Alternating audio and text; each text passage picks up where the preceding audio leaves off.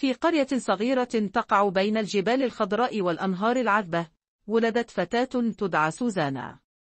عرفت منذ صغرها بشغفها الكبير للطهي، كانت دائما تتبع والدتها إلى المطبخ وتراقبها وهي تحضر الأطباق التقليدية بمكونات بسيطة ولكن بمهارة وحب كبيرين.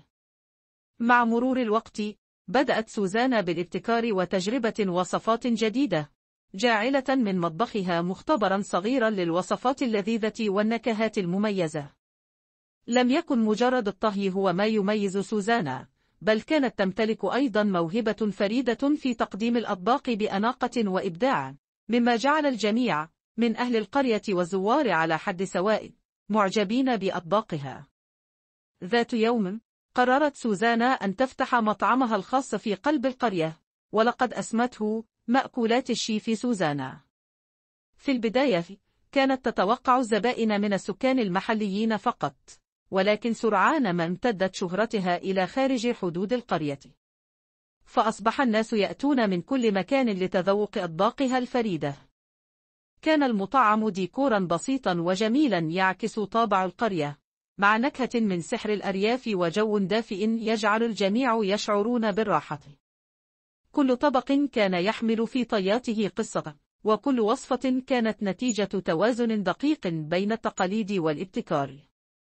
تم تقديم الأطباق بحب واهتمام، مما جعل من تجربة تناول الطعام في مطعم سوزانا تجربة لا تنسى. وكان من بين الأطباق الأكثر شهرة حساء القمح مع الفطر البري، وجبن الماعز المشوي مع الأعشاب العطرية، بالإضافة إلى فطائر الفاكهة الطازجة. لم تكن سوزانا مجرد طاهية بارعة، بل أصبحت رمزا للإبداع والشغف في القرية. كانت دائما تسعى للمساعدة في تنمية المجتمع المحلي، حيث كانت تستعين بالمزارعين المحليين والصيادين لمكونات أطباقها، مما دعم الاقتصاد المحلي وعزز روح التعاون بين أفراد القرية. مع مرور السنين كبر مطعم مأكولات الشيف سوزانا وتوسع، ولكن الروح البسيطة والمميزة التي بدأ بها بقيت كما هي.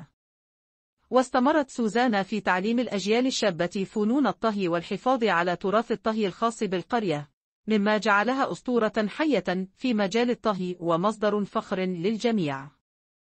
وهكذا بقيت قصة سوزانا تروى جيلا بعد جيل، كدليل على أن الشغف والحب يمكنهما تحقيق المعجزات وتحويل الأحلام إلى واقع.